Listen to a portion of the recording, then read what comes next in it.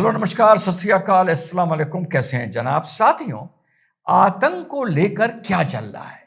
बहुत खबरें, बहुत धमकियां सुनने को मिल रही हैं, आ रही हैं। ये केवल गीदड़ भभकियां हैं, एक देश को एक प्रेशर में ऑन द टोज रखने के लिए, या ये जानबूझकर एजेंसीज को फटीक या थकाया जा रहा है कि उनको लगे शेर आया कोई नहीं आता है और एक मौका पाके कहीं वारदात को अंजाम दे दिया जाए। और साथ ही साथ सिर्फ धमकियां नहीं साथियों, हत्या भी हो रही है। पंजाब पे पुलिस चेक पोस्ट पे दो लोगों की, वहां पर दो पुलिस ऑफिसर्स की, गुरनाम सिंह की और अशोक कुमार की गोली मारकर हत्या कर दी गई है, जिसके बारे में अभी मैं आपको बताता हूं। तो सिलसिला शुरू करते हैं पहले दिल्ली से। दिल्ली मेट्रो में पोस्टर्स मिलते हैं जो आतंक को बढ़ावा दे रहे होते हैं, जिहाद को बढ़ावा दे रहे होते हैं और देश विरोधी बातें उसमें लिखी होती हैं। यहां से पुलिस हरकत में आती है। जब पुलिस हरकत में आती है तो पता चलता है साबिर अहमद लोन नाम का जो आतंकी है, जो मूलतः भारतीय है लेकिन बांग्लादेश बेस्ड है, उसका इसके पीछे हाथ है। जो साबिर अहमद लोन है, 2007 में ये पकड़ा गया था एके के साथ और कुछ मैगजीन्स के साथ, और 2018 में शायद ये पैरोल पर छोड़ा जाता है और वहां से ये भागकर बांग्लादेश चला जाता है। तो वहां से इसके तार जुड़े माने जा रहे हैं।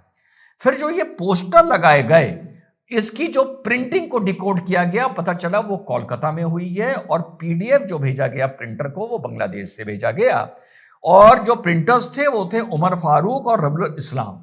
अब कुल मिलाकर यहां पर 8 लोग पकड़ लिए गए हैं जो कोई न किसी वारदात को अंजाम देने जा रहे थे।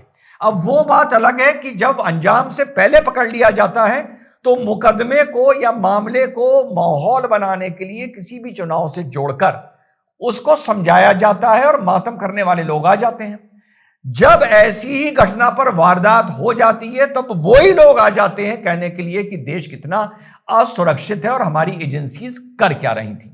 एजेंसीज का काम बड़ा थैंकलेस होता है। जब पकड़ लेते हैं तो आरोप लगते हैं, जब नहीं पकड़ पाते, कोई वारदात हो जाती है, तब भी आरोप लगते हैं।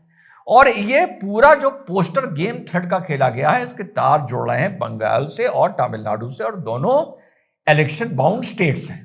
तो ये किस्सा एक हो गया, पर सिलसिला यानी खत्म हुआ। एक लश्कर का मेल आता है और वो मेल बताता है कि दिल्ली पब्लिक स्कूल पर, दिल्ली आर्मी स्कूल पर, एयरफोर्स बाल भारती स्कूल पर, 3 स्कूल्स के नाम आए हैं, वहां पर ब्लास्ट हम करेंगे। साथ में मेट्रो का भी आता है, रेड फोर्ट का आता है, 9:11 पर करेंगे। दिल्ली असेंबली में 3:11 पर करेंगे। स्कूल्स में 1:11 करेंगे। हानन फानन में सारी एजेंसियां हरकत में आती है, स्कूल खाली कराए जाते हैं, असेंबली खाली कराई जाती है, ये सब होता है, सुरक्षा व्यवस्था बढ़ा दी जाती है, और फिर साथियों कुछ नहीं निकलता है। और तीसरी घटना सिर्फ धमकी से कनेक्टेड नहीं है। तीसरी घटना जाके जुड़ रही है साथियों पंजाब से, जहां पे तहरीके तालिबान हिंदुस्तान ने एक रिस्पॉन्सिबिलिटी ली है कि पंजाब में बीएसएफ बॉर्डर के पोस्ट के बिल्कुल पास जो पंजाब पुलिस का पोस्ट था, वहां एएसआई गुरनाम सिंह और कांस्टेबल अशोक कुमार की गोली मारकर हत्या कर दी जाती है। एएसआई अपनी पॉकेट्स में हाथ डाले हुए हीटर के पास बैठा हुआ मारा जाता है। यानी जब डेड बॉडी है, जब वहां पे वो शहीद हुआ है, तो उसके हाथ पॉकेट में डले हुए हैं। और जो दूसरा अशोक कुमार शहीद होते हैं, वीर गति को प्राप्त होते हैं, वो बेड पर क्विल्ट के अंदर लेटा हुआ है और लेटे लेटे उस पर गोली मारी जाती है। सीसीटीवी से पता चलता है 2 मोटरसाइकिल पर 5 लोग आए थे जो बिना किसी बात के, बिल्कुल बिना चेतावनी दिए गोली मारकर वहां से फरार हो गए हैं।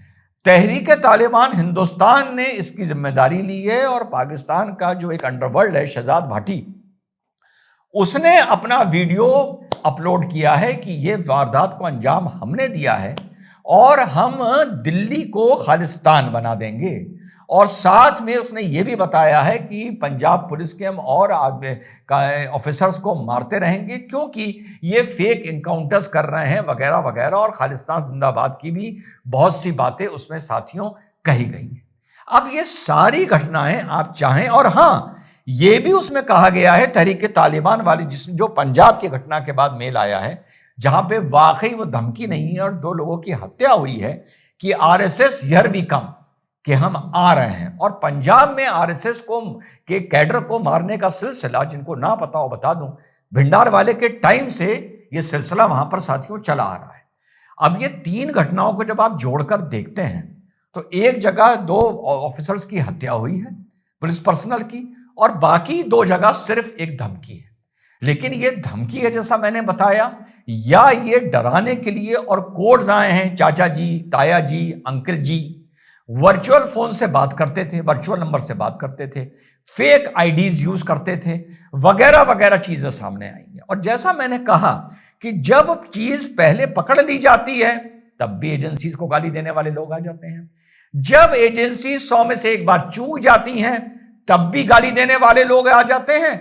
और पकड़े जाने की स्थिति पर जो गालियां देते हैं वो ही वारदात के बाद देशभक्त बनकर सोशल मीडिया पर सामने आ जाते हैं कि देखो हमारे देश में हो क्या रहा है और क्या हाल हो गया है। लेकिन एक बात बता दूं, इस पूरी कहानी में छोटी सी बात, गलती आपको कहां लगी, कि गलती कहां हो रही है? कहीं तो आपका भी ओपिनियन होगा ना।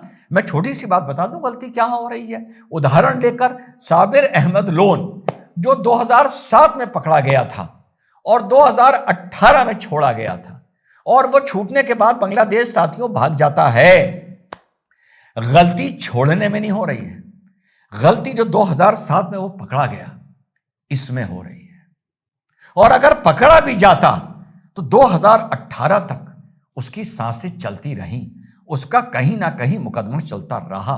गलती यहां हो रही है किसी अज्ञात वजह से, किसी अज्ञात बीमारी से 2007 में पकड़े जाने के बाद, जेल जाने के बाद, जुडिशियल कस्टडी होने के बाद उसकी मृत्यु बोलूंगा, हत्या क्यों बोलूंगा, उसकी अज्ञात बीमारी से, अज्ञात कारणों से उसकी मृत्यु नहीं होती है।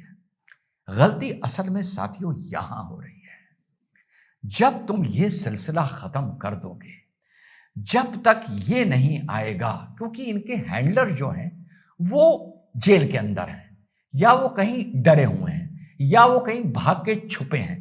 लेकिन इतिहास उठाकर देखो तो कभी ना कभी कोई ना कोई तुम्हारे हत्थे चढ़ा जरूर है, उसके बाद वो तुम्हारे हाथ से निकल के गया है। और बाहर भी अगर आप उठाकर देखो तो कब भी कोई वारदात होती है तो सुनने को मिलता है भाई 2 साल पहले ये इस मामले में उठाया गया था, लेकिन वेरीफाई किया गया था, लेकिन डाउट के बिना पर उसको छोड़ दिया गया था। लगभग I am talking about 95% of the cases या 90% ऑफ द केसेस। अगर आप लोगों को फिगर दे दूं, आप समझ रहे हैं मैं क्या बात कर रहा हूं। और यहां पर मैं साबिर अहमद लोन का एक इलस्ट्रेशन, एक उदाहरण दे रहा हूं। और अगर आप इसको टेरर से हटकर थोड़ा सा और डाइल्यूट करके देखें या दूसरे एंगल से देखें, जो आप सुनते होंगे कि ये 2 लोग पकड़े गए, ये इंफॉर्मेशन दे रहे थे आईएसआई को, फलाने पकड़े गए, हिंदू मुस्लिम सिख ईसाई ना, पकड़ लिए गए तो फिर तुम गए, तुम अज्ञात कारणों से जाओगे, अज्ञात बीमारी से जाओगे, अज्ञात सॉल्ट से जाओगे, अज्ञात इलाज के टाइम पर जाओगे, तुम गए। जिस दिन आपने ये अपना ली पॉलिसी, हां गलती नहीं होनी चाहिए, ऐसी पॉलिसी में एरर का स्कोप नहीं होता है, कोई बेगुनाह नहीं आपकी इस पॉलिसी का के अधीन आना चाहिए। लेकिन ड्रास्टिक सिचुएशन ड्रास्टिक एक्शंस मांगती हैं भाई, मांगती हैं, और उसमें कहीं ना कहीं ना चाहते हुए भी गलतियां मेरे भाई हो जाती है। फरीदाबाद का जो हुआ, जो लाल किले का हुआ, जो डॉक्टर्स इन्वॉल्व थे, अगर ये घटना से पहले पकड़ लिए जाते तो लाओ स्टैम्प पेपर पे लिख के दे दूं कि 12 साल बाद बाइज्जत छूटते, 12 साल बाद ये बाइज्जत छूटते। और उस दिन इस देश के कम से कम 50,000 नमक हराम, आप उनको जो छोड़ा गया उस पर सवाल उठाते। ये सिस्टम ऐसा है, ये जुडिशियल सिस्टम ऐसा है। Innocent until proved guilty. आप कहते रहिए इतना अमोनियम नाइट्रेट मिला, ये मिला, चोरी की गाड़ी, फलाना, no no no no no no, 12 साल बाद बाहर, और फिर हैदराबाद का आपको मातम करता हुआ नजर आता। ये तो घटना हो गई तो लोग जरा चुप हैं, लेकिन जो आज अंदर हैं ये भी छूटेंगे, जो आज अंदर हैं ये भी छूटेंगे। 12 साल बाद उम्र रही तो रहे, अगर मंच रहा, हम आपके टच में रहे तो आपको हम दिखाएंगे, 5 साल बाद ये भी छूटेंगे। तो ये जिस दिन तुमने कर लिया, जब तुम्हें यकीन हो गया, फिर से बोल दूं ठोक बजाकर कि नहीं ये इन्वॉल्व था, लेकिन लीगली स्पीकिंग हम इसको स्टैब्लिश नहीं कर पाएंगे, और कर भी पाएंगे तो बाद में ये पेरोल पर फलाने लड़के छूट जाएगा। उसकी सांसें, उसको पता होना चाहिए कि उसकी सांसें स्टेट की बस उधार हैं, कितने दिन के लिए हैं उसे पता नहीं होना चाहिए, और वाकई उधार होनी भी चाहिए। ये सिर्फ डर की बात नहीं कर रहा हूं, आप ये करके देख लीजिए, सब ठीक हो जाएगा। बाकी किसी को आप जेम्स बॉन्ड कहते रहें, किसी को कुछ कहते रहें, धरातल पर अगर जेम्स बॉन्ड जड़ नहीं काटेगा तो मेरी नजर में वो जेम्स बॉन्ड नहीं है। बाकी सबका सम्मान है, और आप लोग समझ रहे हैं मैं क्या बात कर रहा हूं। जय हिंद, वंदे मातरम, खुदा।